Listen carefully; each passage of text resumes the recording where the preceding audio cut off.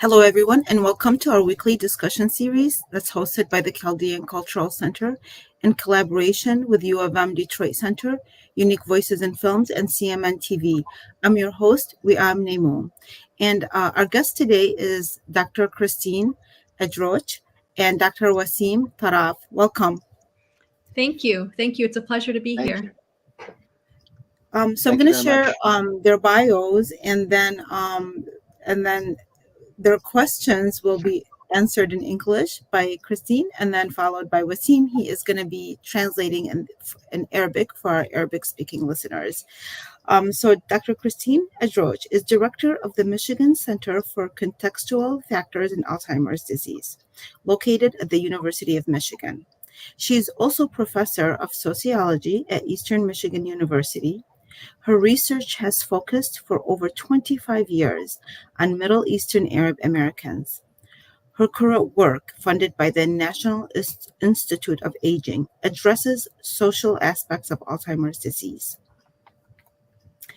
Dr. Wassim Tarraf is an associate professor at the Institute of Gerontology and in the Department of Healthcare Sciences at Wayne State University. He is a gerontologist, methodologist, health services researcher, and policy analyst. He's also currently the community core lead for the Michigan Center for Contextual Factors in Alzheimer's Disease, where he directs community engagement activities with the Middle Eastern Arab American population in Metro Detroit. So I want to share a little bit how we found out about this research. I was contacted by a colleague, several colleagues actually, that there's a research going on and that you wanted for us to help spread the word. Kristine, after I talked to you, I felt that given the importance of this research and given how much information it entails, I thought maybe it's better if you two came and shared this with the community. But, maybe before we start, if you can just tell us a little bit about your background so that our audience knows who you are, a little bit more than just what I read on a personal level. Sure, we am. And I want to thank you again for inviting us to be on this show. I'm really excited, and I know Wassim is too, to be able to have an opportunity to talk more about the project. So as you mentioned, I am a researcher, but I'm also a longtime member of the Middle Eastern community. My maternal grandparents immigrated to the Metro Detroit area from Lebanon in the early 1900s. And my father immigrated here to Michigan from Iran via Paris, where he attended medical school as part of a resident exchange program with the University of Michigan. And so now I am a researcher at the University of Michigan, and I'm leading this project that you referred to called the Detroit Area Aging and Memory Project, which is looking to fight Alzheimer's disease in the Arab and Middle Eastern community. Thank you so much. We always talk when I give tours at the museum. People are always asking, why did the Chaldeans come to Michigan? And I have this long story, but one of the major factors that they came here is they were looking for a community, Arabic-speaking community, and they chose Michigan because the Lebanese were already established here, and the Syrians, but mostly the Lebanese. And they figured, you know what, that would be a smart move. And so actually the Lebanese were very helpful for the Chaldean community when we first came here. And so, that's our story, our connection with that community. And Wassim, what's your background? I think my story reflects what you just described. أنا جيت من لبنان تقريبا حوالي 25 سنة بسنة 2000. جيت أساسا لحتى أكمل دراستي هون، لحتى أعمل الماجستير والدكتوراه، وتزوجت واستقيت بأمريكا. وحاليا أنا أستاذ مشارك بمعهد علم المسنين وبقسم علوم الرعاية الصحية بجامعة وين ستيت. الأبحاث تعولي بتركز على سلوكات الصحة، على شو هي محددات الصحة، محددات الصحية بالأقليات العرقية والقومية بالولايات المتحدة الأمريكية. So you described a little bit what the background is. And by the way, it's interesting. So Wassim, I'm assuming you came here because of the population. We have the largest Middle Eastern population in the United States. And then for Chaldeans, we have the largest population in the world. in Michigan. So this is really like the center hub for Middle Easterners.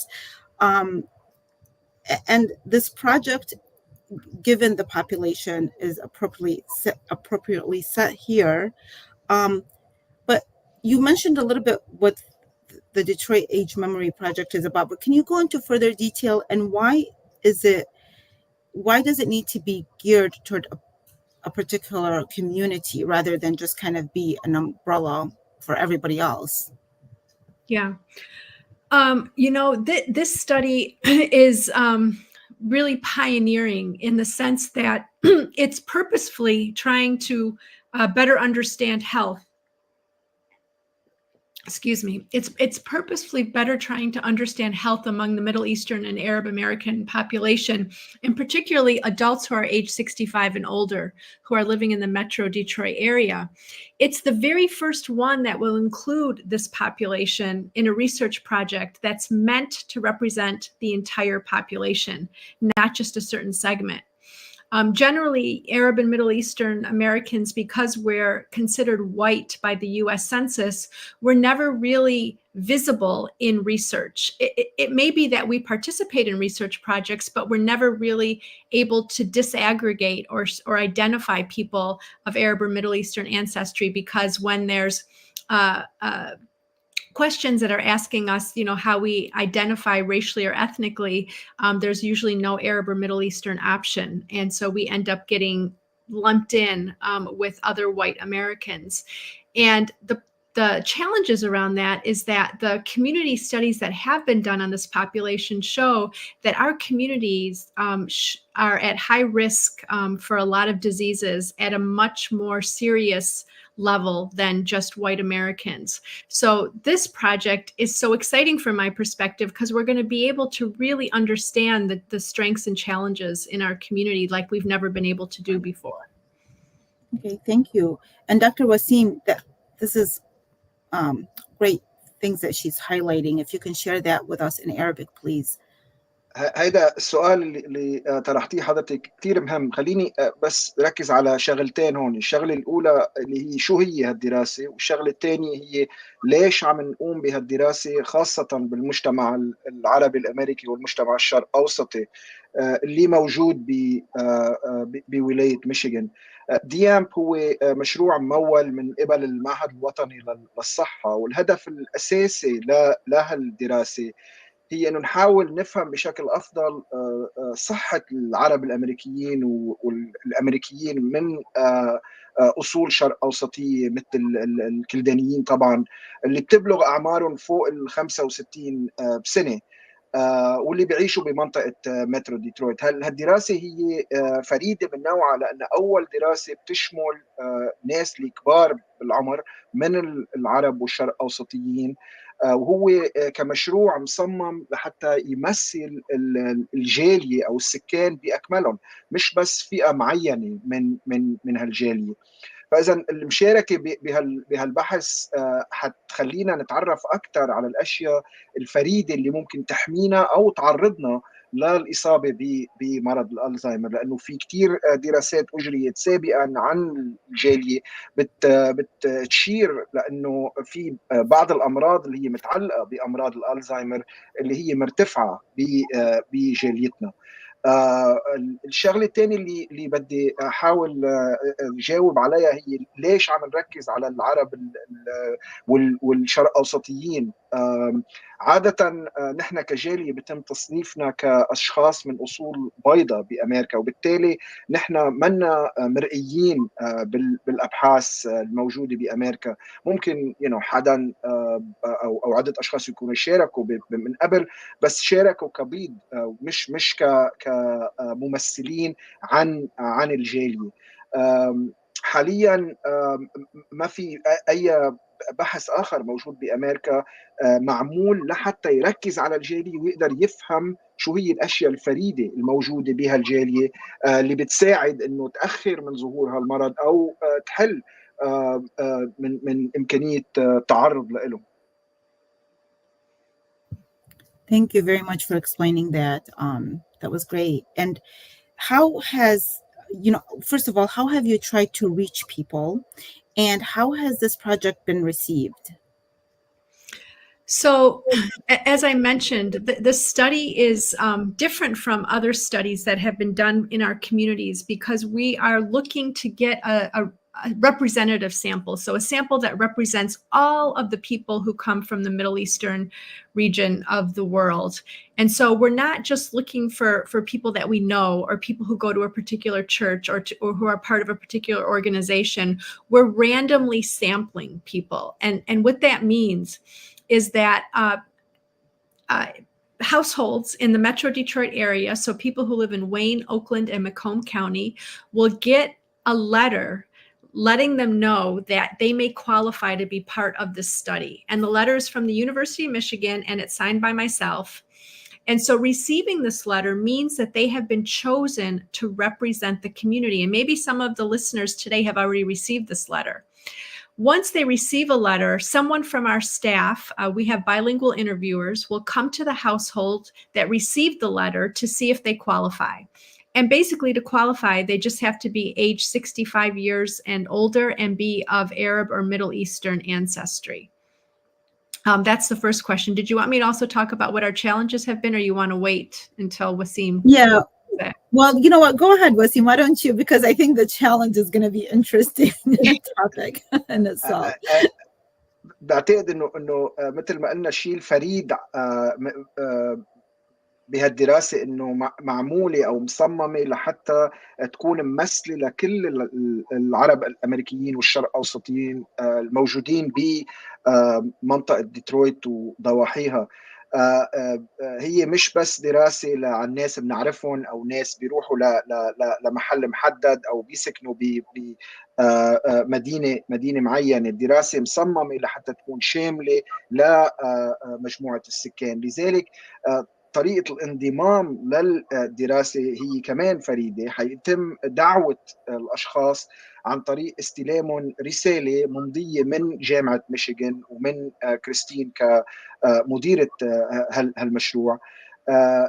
استلام هالرسالة، وفي كتير ناس بلشوا يستلموا بالبريد رسالاتهم، اللي بيعني انه هن تم اختيارهم لحتى يكونوا ممثلين للناس بمجتمعنا بهالدراسة. بعد ما يتم ارسال هالرسالة حيقوم شخص من مركزنا بالتوجه للمنزل اللي استلم هالرسالة لحتى يتحقق إذا كانت الأسرة اللي أو المنزل اللي تلقى هالرسالة فعلا مؤهل للمشاركة. ولما نقول مؤهل بنعني شغلتين. الشغلة الأولى هي أنه مفروض يكون في شخص فوق عمر 65 موجود بهالأسرة أو بهالمنزل، وهالشخص مفروض يكون من أصول عربية أو شرق أوسطية. Okay, so المشكلة اللي تشوفوها أكثر شيء or the major challenge that you're facing is? Yeah, okay. So we'll talk about the challenges. I also, I don't think I had a chance to say why I think it's so important for our community to participate in this study. You know, research is the only way that we can understand what the challenges are that our community faces, and also understand what the strengths are that our community has that we can use to address those challenges. So we need our community to be included in projects that are being done to help families and to help individuals, and to make sure that we are also on the receiving end of all of the possible benefits that come from research findings. So the information that we collect from this study is really going to be able to help our community like never before. I believe this is our one shot to show that our communities are important and deserve to be included in research that's meant to improve our health. So with that being said, let me tell you about some of the challenges. So our interviewers are going to the homes, and I want you to know this is a very challenging process because we send letters randomly, and we don't know if the people who are living in that household are age 65 and older, and we don't know if they're Middle Eastern or Arab American. we're knocking on doors and we're asking them, how old they are and what their ethnicity is. And then when we find somebody who is 65 years or older and who is of Middle Eastern or Arab ancestry, we're getting answers that are basically telling us, no, we don't want to participate. And it's killing us because we're spending so much time. Just to give you an example, we went into the field. I accompanied one of our interviewers just to see what the experience was like. We'd spent 3 hours to visit 17 homes. From visiting those 17 homes, we only found one family that qualified. Thankfully, they did say yes. But we're getting more people. That's a good rate for a Middle Eastern. Yeah. I was gonna congratulate you. It's better than zero. It's better than zero. I mean, so there's hope, and we're trudging along, and we're slowly getting people, but not as many as we need, and that's why we need to talk about it. I'll let Wassim translate. Yeah, but I want to have I just want to have a little idea of what happened with the other 16 homes, like that. Yeah, the majority, I will tell you, out of the 17, four households actually answered the door. So the problem is people aren't even answering the door. And that makes sense, that part. Okay. The 4 people who answered the door, 2 of them wouldn't even let us ask them any questions. We explained we're here from the University of Michigan. You received this letter from us. We just want to see if you qualify to be part of the study. And they said, I'm not interested in anything. And they just slammed the door on us. The other 2 let us talk to them. One of them did not qualify. They had a person 65 and older, but they were of Hispanic ethnicity, not Middle Eastern or Arab American. So they didn't qualify. And then it was actually the last house that we came to. It was one of their children answered the door. We told them about it. They thought it sounded important. They said he had a father who was age 65 and older. He thought it would be good for him to participate, but he wasn't home at the time. So we called them later and we set up the appointment, and we actually got that interview. And it was because that person understood through your communication, they were able to understand how important this was. And exactly. Okay. So exactly. Dr. Wassim, if you could reply to that, and then I'd love to discuss this more, because I believe, my mom, I took care of my mom the last 5 years of her life, and she didn't have Alzheimer's, she had dementia. And I would have welcomed you guys, but I understand the value of it because it was very new to our my family, to our community in general, is when this was kind of like, oh, what's happening here?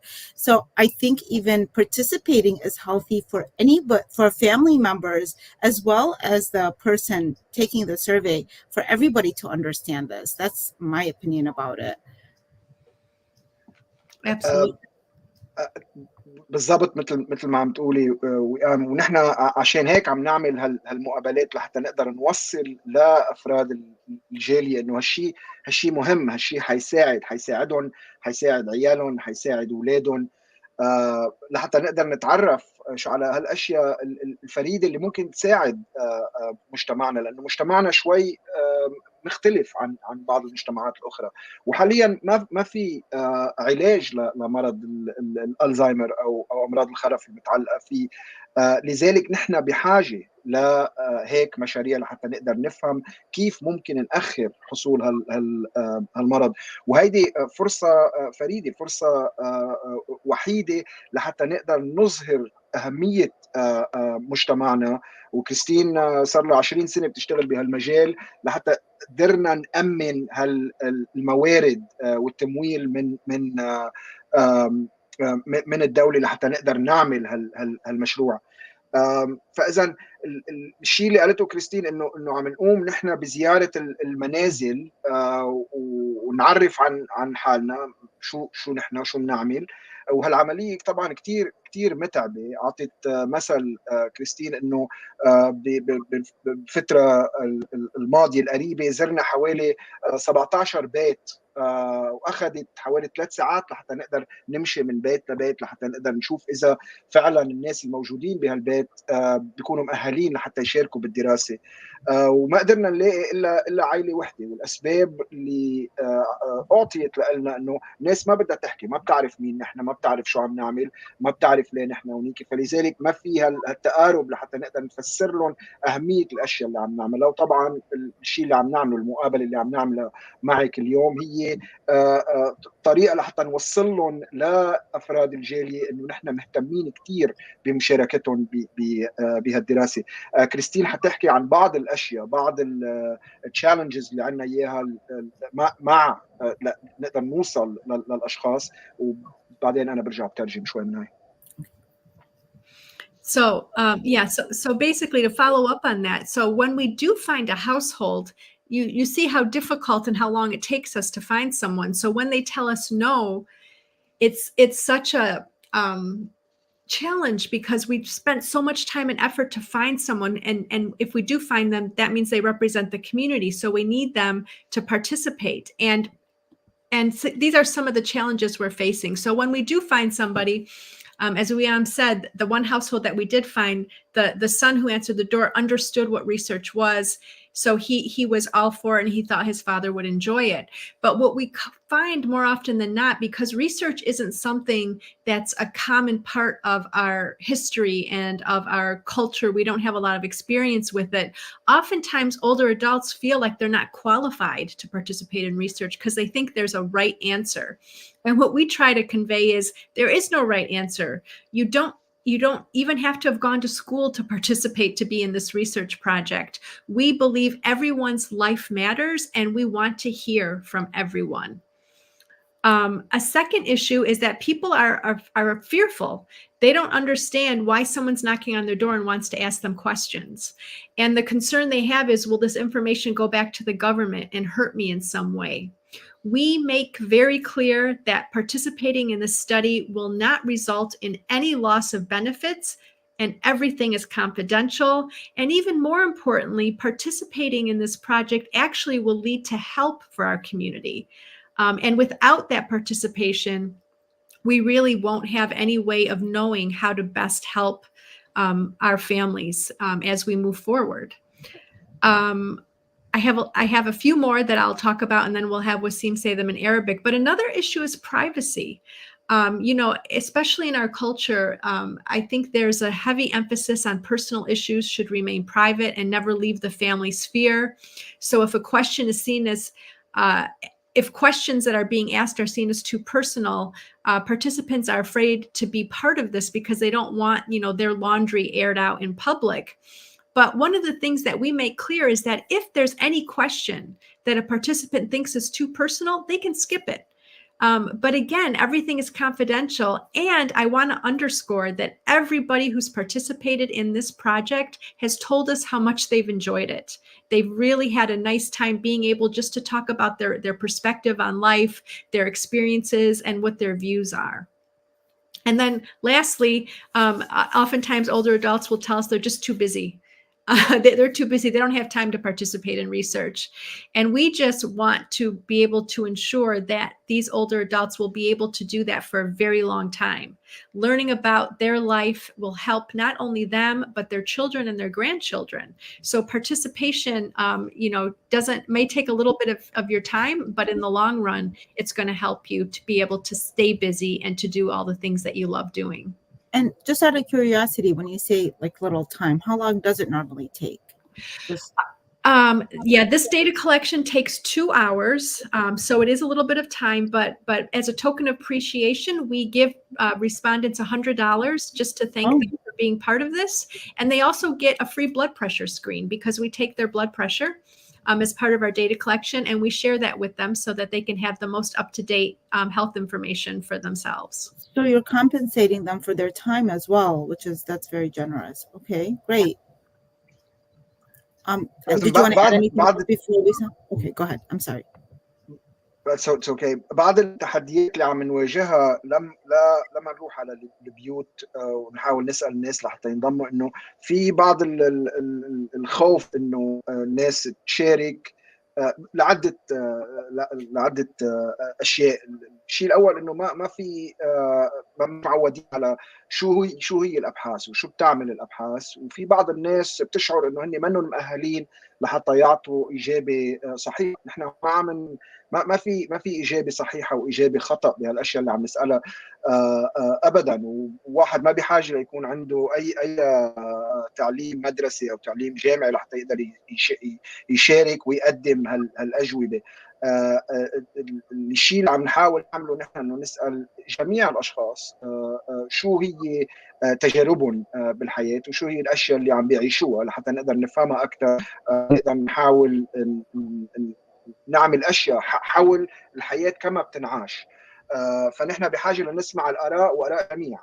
الشيء الثاني اللي بنقال انه في شعور بالخوف. ليش نحن عم نسال هالاسئله؟ وين حتروح هالمعلومات؟ ممكن هالمعلومات تنعطى لحد بالحكومه او تضرني بطريقه ما.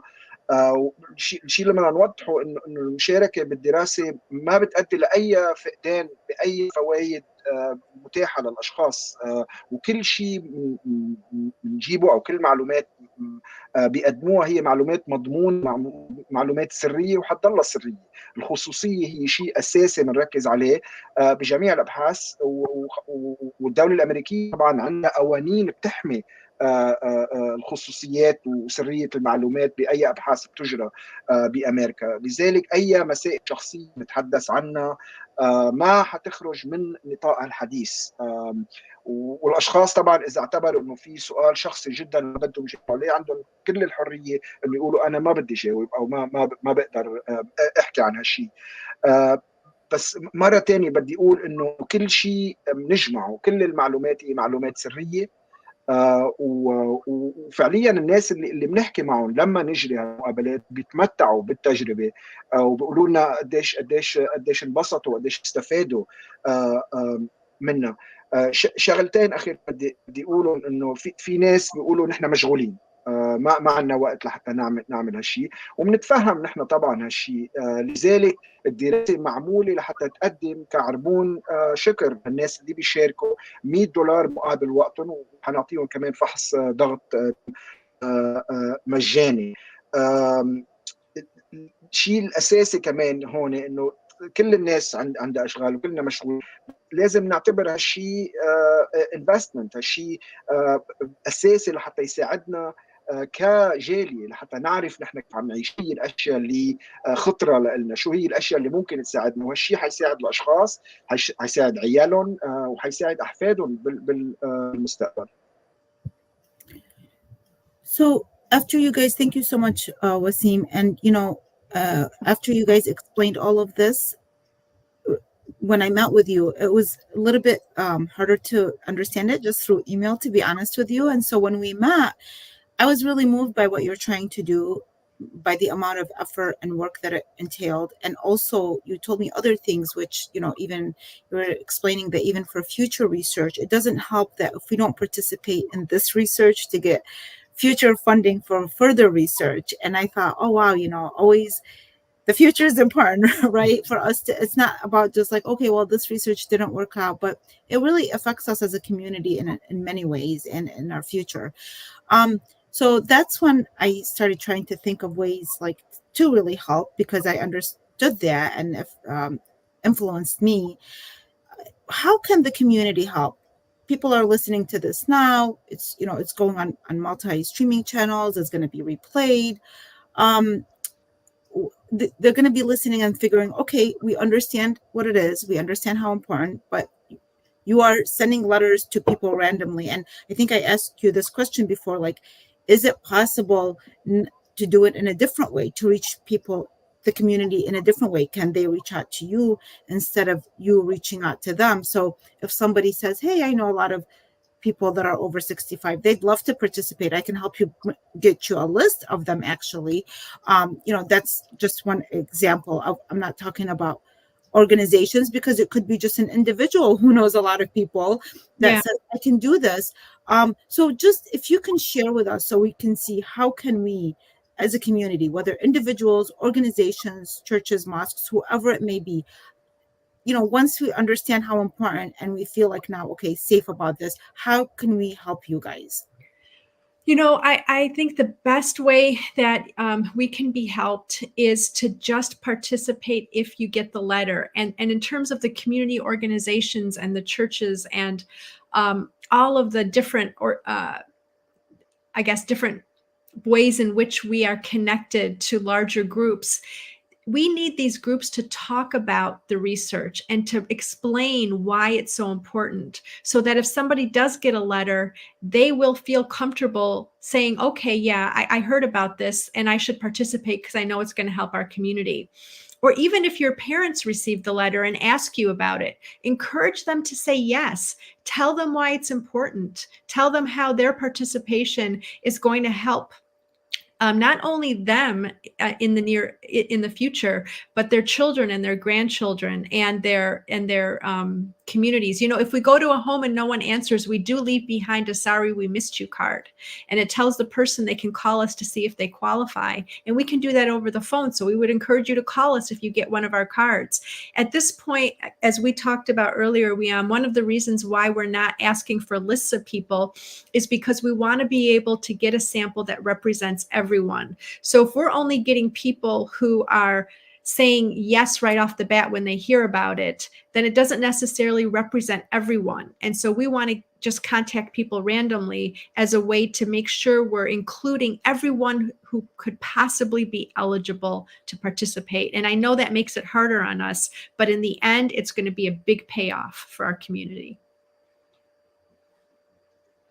الدراسة مصممة لحتى تكون ممثلة لكل المجتمع، وهالرسالات اللي عم نوجهها للناس على بيوتهم هي من خلال الدراسة مصممة لحتى تكون موجهة عشوائيا، لحتى نقدر نعمل تمثيل للمجتمع بشكل عام.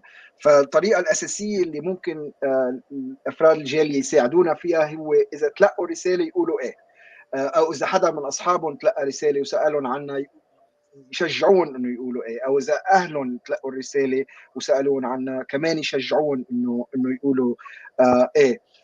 اذا رحنا على بيت حدا، على منزل حدا وما كانوا قدروا يجاوبوا، نحن عاده بنترك بطاقه لنفسر لهم مين نحن وشو بنعمل، وبتتخلل هالبطاقه معلومات عن كيف بيقدروا يتصلوا فينا لحتى يقدروا يعرفوا اذا هن مؤهلين ولا لا. فاذا بحال كان الناس غير موجودين بالبيت وصلنا لعندهم وحاولنا نتصل فيهم، اذا ممكن يتصلوا فينا ويسالونا قد ما بدهم اسئله، ونحن موجودين لحتى نفسر اكثر ونقدم معلومات اكثر ونشجع الناس لتشارك اكثر. والبيوت اللي تروحوا لهم نفس البيوت اللي يجي لهم رسالة or it's different? What I'm asking is are the people that are receiving the letters the same people that you're knocking on their doors, or is there a different list? It is the same people. It's the same people. The only way we knock on the door is if they've received a letter. Okay. So right now the whole focus is for the people that are receiving the letter to really, it's for them to respond, but if they don't qualify, that's going to be something that you will learn from connecting with them, from getting to get to the next step. Correct. ومثل ما قلنا لحتى يكون واحد مؤهل بشغلتين بس إن المفروض يكون في حدا فوق ال 65 عايش بالبيت، ويكون الشخص من أصل عربي أو شرق أوسطي. And up to what generation when you say that? Do they have to be born in the Middle East or in the Arab world? Either one, either U.S. born or born in the Middle East, as long as they have the ancestry, they trace their ancestry back to Middle East or an Arabic speaking country. Okay. وحتى لنزيد شغلي على اللي قالته كريستين، الدراسه معموله لحتى نقدر نسال الاسئله باللغه اللي بفضلها المشارك. اذا بفضل الانجليزي فينا نعمل كل الاسئله بالانجليزي ونعمل المقابله كلها بالانجليزي، اذا بفضل او بتفضل باللغه العربيه كمان فينا نعملها باللغه العربيه. So it seems that the answer to this question is that for people, whether the organizations or individuals, the community at large, just to be aware of this letter, to understand that it's something very important and helpful for our community, and that all you really need is their time to participate in this. It doesn't seem like they're, and the research, with regards to privacy, all the things that you mentioned, it is part of our culture to kind of not feel comfortable giving out information, being interviewed and such. But based on what you're just saying, that's not something that they need to worry about. And it's people from our own community that's putting this together. That's Yeah. right. That's right. And everybody who's working on this project is really passionately and sincerely committed to helping the community. And that's what makes it such a joy, the study. And so we just really need to get everybody's buy-in so that we can together help our community. I think especially, when we look what's happening in the world today and how many challenges we face, especially coming from the Middle East, we want to make sure that we're not left behind and that we're included and part of the population eligible to be able to be helped and not just to be pushed to the sidelines. I think that's a really important message. So I think now more than ever, we need to make sure our community is involved and included in anything that's being done to help. We can't really afford to be pushed to the side. And doing positive things. I think when you are pushed aside, then there's sometimes negative outlooks or negative participations in certain things. But what you guys are doing is really, really positive to bring something good for the community. And their participation is also adding something good for the community. And so, I really commend you for this work. I hope that you will receive. I know I asked you this before. I would like if you could share, is there a particular deadline or, so people don't think that, okay, if they hear this down the line, whenever, a couple of weeks from now, or what's the time frame and how should they deal with it so that you don't miss this opportunity for this research? Yeah, thank you for that question, Liam. This study, the data collection started in June of this year. And we're still in the field and letters are still going out. So if you didn't receive a letter yet, don't think you're not going to receive a letter. We're still sending letters out and we'll be sending letters out for at least the next 6 months. So we have another 6 months. So far, we have been able to collect a sample of 60 people, which is, it's not bad, but we're aiming for 600. So we need to get 10 times more people than what we currently have. And it's not that we're not finding, we have found over 200 individuals who would qualify to be in the study. But as you can see, out of that 200, only 60 said yes. 140, we're still working on trying to convince them to participate. And we have a lot more work to do. Okay. Inshallah, this gets done very successfully. I wish you the best of luck. And, you have like a minute or two left. I know we went over our time because this information is so valuable. So, if you want to share just any last words, that would be great. I think the last words I would say is that most anyone I speak to in our community has been touched in some way by Alzheimer's disease or related dementia, including myself. And research has always been the pathway to finding cures and finding ways to help. In fact, the Arab and Middle Eastern world was at the forefront of practicing research to help people. And the advances they made in research have contributed to today's approaches to addressing disease. So currently, there is no cure for Alzheimer's, but research is showing us how to reduce our risk. And we need to make sure our community is included in these efforts because our community has unique elements, unique cultural aspects that we want to be able to use as a way to help our community. But if we don't understand what they are, then we can't help.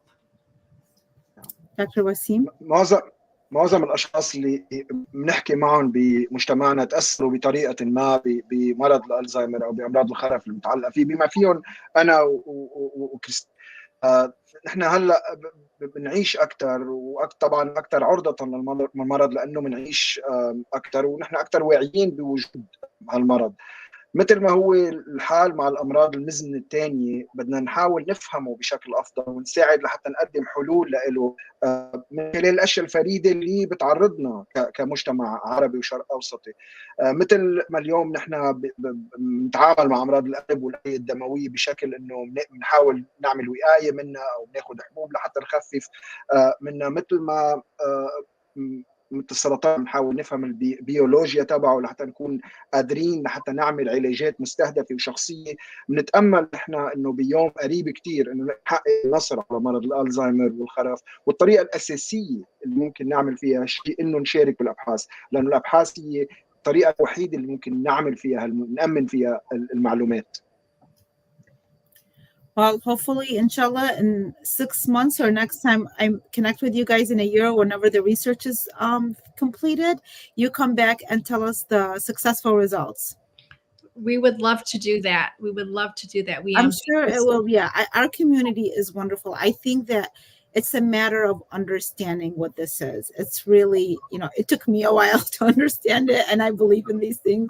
So it's a matter of understanding the value of their participation, and hopefully that it all comes together. Thank you so much for joining us today.